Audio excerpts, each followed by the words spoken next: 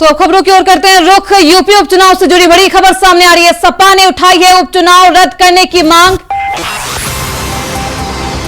सपा महासचिव रामगोपाल यादव ने रखी है ये मांग। उपचुनाव की वोटिंग पर उठाए गए सवाल, रद्द हो उपचुनाव।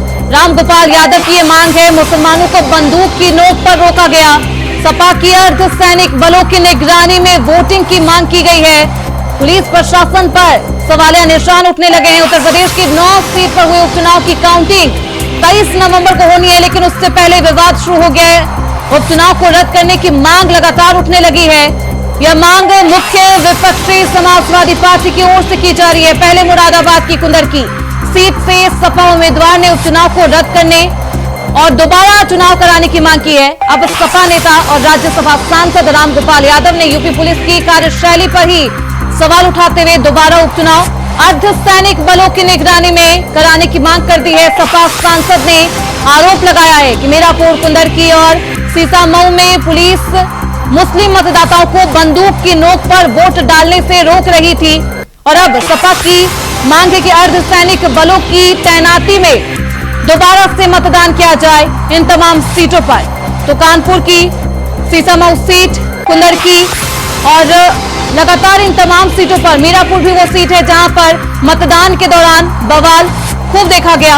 और इस बवाल के बीच अब समाजवादी पार्टी की तरफ से चुनाव को, मतदान को रद्द करने की मांग की जा रही है। अर्धसैनिक की तैनाती के बीच अब दोबारा से मतदान करने की मांग, करवाने की मांग की जा रही है। तो 9 सीट पर उपचुनाव की काउंटिंग 23 नवंबर को होगी, यानी कि 23 नवंबर को नतीजे आएंगे।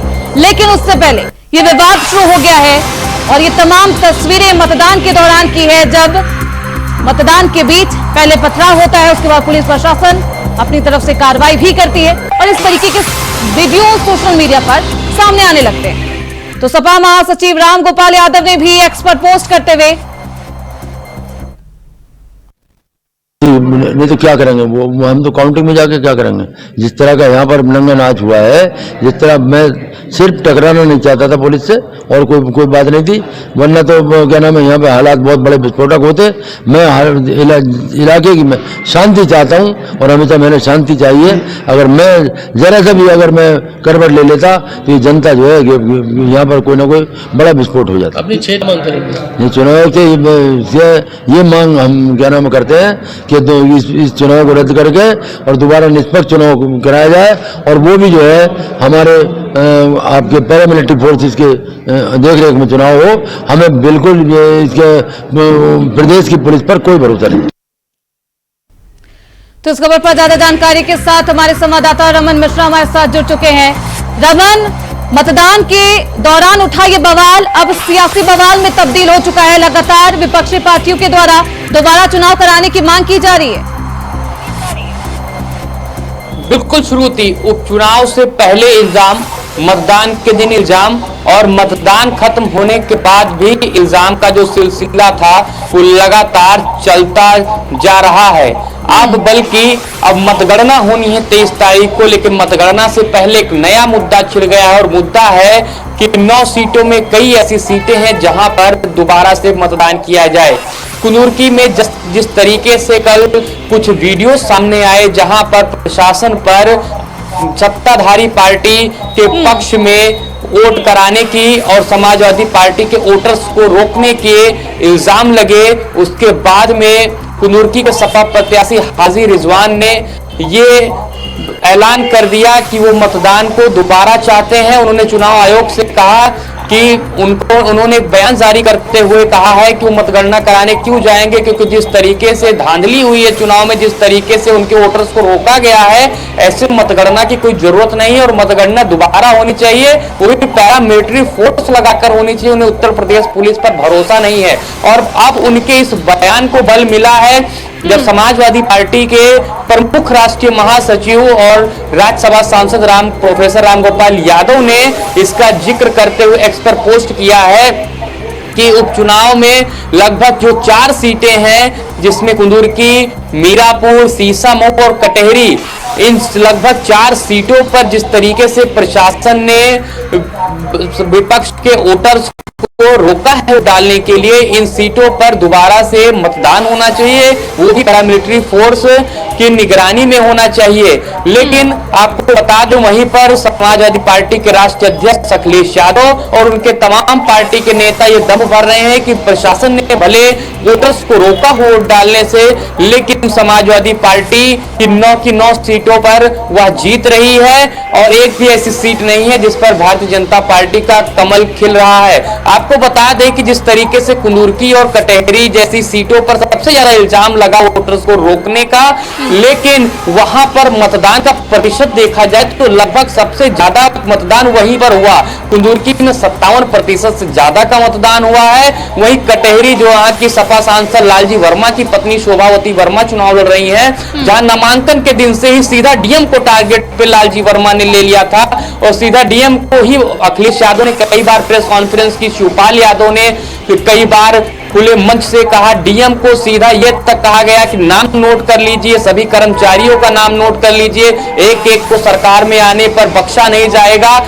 ऐसे में फिर भी कटहरी में 57% लगभग वहां पे वोटिंग हुई है। बिल्कुल, इस बवाल पर सियासत भी तेज है, लेकिन रमन सवाल ये भी उठता है कि वो जो 22 सेकंड का वीडियो सोशल मीडिया पर वायरल है, मतदान के दौरान का ये वीडियो बताया जा रहा है और तमाम सवाल भी उठने लगे हैं कि आखिरकार महिलाओं को क्यों धमका रही थी पुलिस प्रशासन, इस तरीके से रवैया अपनाती हुई प्रशासन की तरफ से क्यों अपनाया गया महिलाओं के साथ, ये बदसलूकी क्यों? बिल्कुल, चाहे वो 22 सेकंड का वीडियो हो जिसमें एक खाकीधारी जो लाइसेंसी उनकी पिस्टल है उससे दिखाते हुए महिलाओं को डरा रहे हैं, चाहे वो किस प्रक्षेप में, हालांकि था भाजपा के जो नेता हैं वो कह रहे हैं कि ऐसे कई अधिकारी हैं जो ऐसा करके प्रशासन को बदनाम करते हैं। हालांकि अखिलेश यादव की कंप्लेन पर चुनाव आयोग ने तुरंत 7 ऐसे पुलिस कर्मियों को, जिसमें कुछ दरोगा, थानेदार और सिपाही, उनको तुरंत सस्पेंड कर दिया था। ऐसे में लेकिन जो तस्वीरें आई उससे कहीं ना कहीं जो प्रशासन पर दाग लगे हैं कि प्रशासन कहीं ना कहीं वो विश्वास दिलाने में कामयाब नहीं रहा जो विश्वास होना चाहिए था। और जो 22 सेकंड का वीडियो जो वायरल हुआ उसको लेकर आम जनता में भी बहुत ज्यादा, कहीं ना कहीं आम जनता भी ये कह रही है कि जिस तरीके से महिलाओं के खिलाफ में, जिस तरीके से वहां पर खाकीधारी ने एक्शन दिखाया है, वो भी लाइसेंसी बंदूक के साथ में, वो कहीं ना कहीं पर लोकतंत्र के लिए सही नहीं है। बिल्कुल रमन, जिस तरीके से खाकीधारी का वो वीडियो सोशल मीडिया पर वायरल हुआ, एक दाग लग गया है पुलिस प्रशासन पर, साथ ही साथ जनता के बीच इसका संदेश क्या गया, मतदान पर इसका असर क्या हुआ होगा? बिल्कुल, मतदान पे उस पर क्या असर हुआ था ये तो नतीजे बताएंगे, क्योंकि जिस तरीके से इल्जाम लग रहे थे, बयान आ रहे थे, वीडियो वायरल हो रहे थे, कुछ वोटर्स का, अल्पसंख्यक वोटर्स के वायरल हो रहे थे, सपा नेताओं के वायरल हो रहे थे, माना जा रहा था कि बहुत बड़ी आबादी को वोट देने से रोका जा रहा है। लेकिन जो मतदान प्रतिशत था वो कहीं ना कहीं जो उनके इल्जाम है उन पर भी सवाल खड़ा कर रहा है कि आखिर अगर लोगों को रोका गया, प्रशासन इतना मुस्तैद था सत्ताधारी दल के फेवर में कि विपक्ष के वोटर्स को रोक रहा था, घर घर जाकर धमकी दे रहा था। बिल्कुल ऐसे तमाम आरोप लगाए जा रहे हैं रमन कि है ना, प्रशासन पर दबाव था सत्ताधारी पार्टी का, जिसके दबाव में इस तरीके से प्रशासन रवैया अपनाता हुआ नजर आ रहा था। हमारे साथ मुकेश गौतम भी कानपुर से जुड़ चुके हैं। मुकेश, कानपुर में भी वो तमाम बवाल मतदान के दौरान, वोटिंग के दौरान दिखाई दी, अभी क्या कुछ स्थिति है, क्या कुछ मंजर उस वक्त का?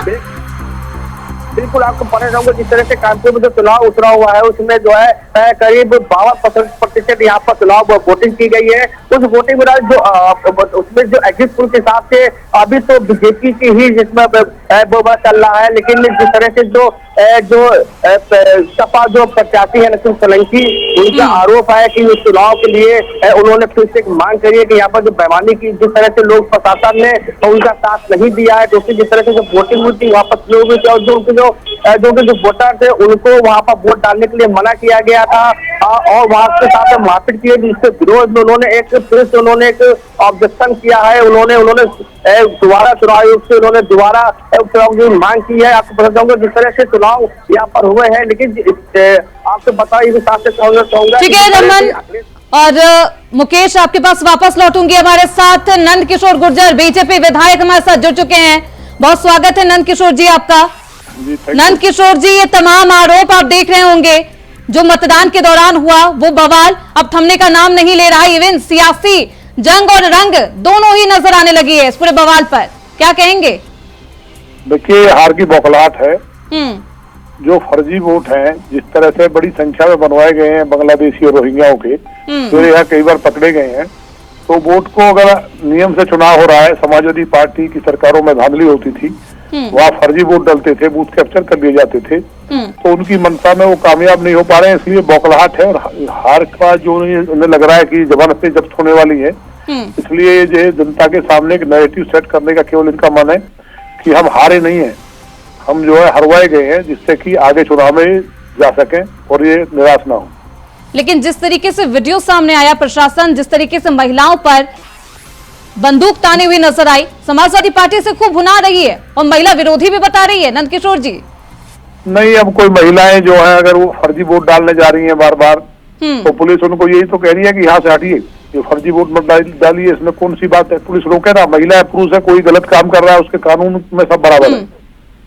पुलिस राइफल किसी महिला के ऊपर पिस्टल नहीं ताने हुए हैं, वो काफी सामने। लेकिन नंद किशोर जी, अब समाजवादी पार्टी चाहती है इस पूरे बवाल के बाद कि चुनाव दोबारा हो, वो भी अर्धसैनिक बल की मौजूदगी में ये चुनाव हो, पुलिस प्रशासन की मौजूदगी में नहीं।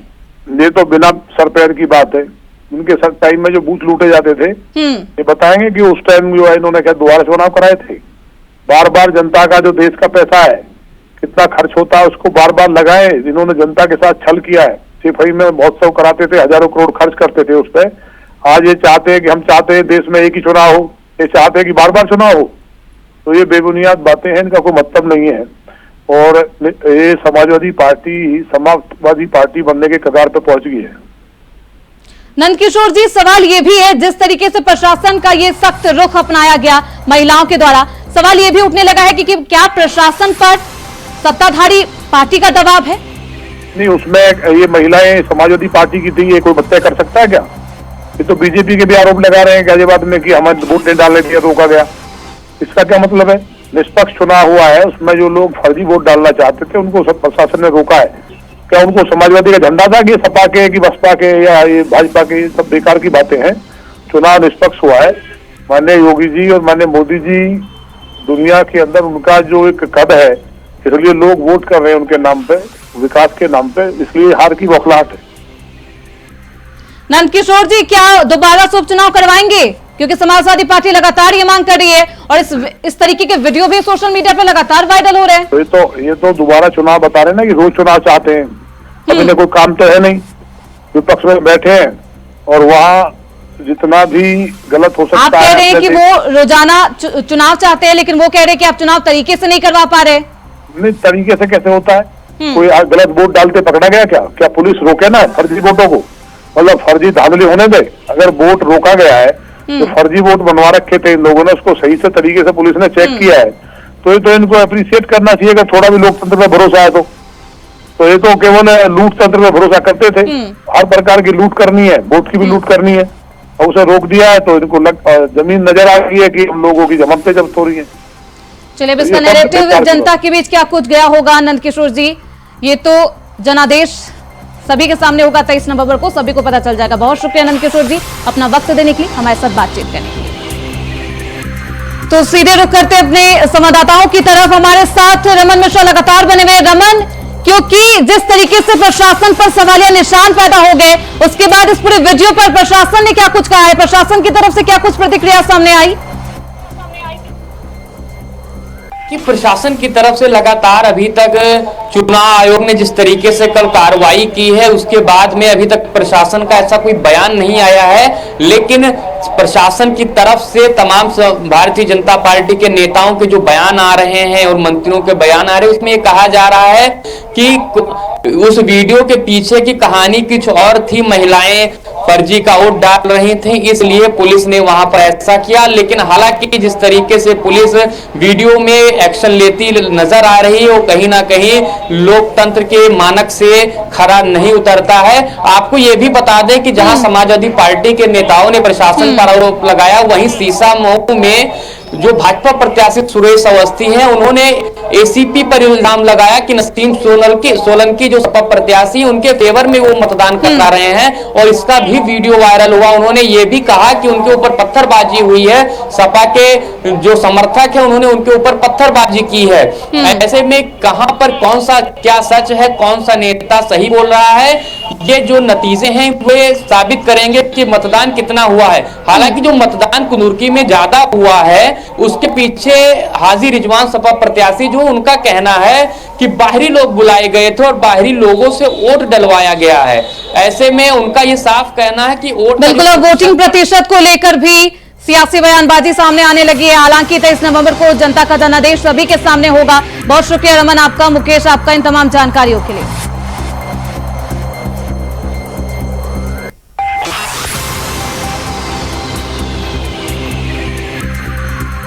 तो मतदान के आंकड़ों पर अब एक बार फिर से बवाल शुरू होने लगा है। उपचुनाव खत्म हो गया है, लेकिन जो बवाल की तस्वीरें सामने आई उसके बाद से अब सियासी बयानबाजी भी सामने आने लगी है और समाजवादी पार्टी की तरफ से लगातार कहा जा रहा है कि चुनाव रद्द कर दिया जाए। हालांकि अब इस मांग को इस पर क्या कुछ सुनवाई होती है और चुनाव आयोग क्या कुछ एक्शन लेता है, देखना बेहद दिलचस्प होगा। इसी के साथ इस बुलेटिन में बस इतना ही। देखते रहिए इंडिया वॉइस।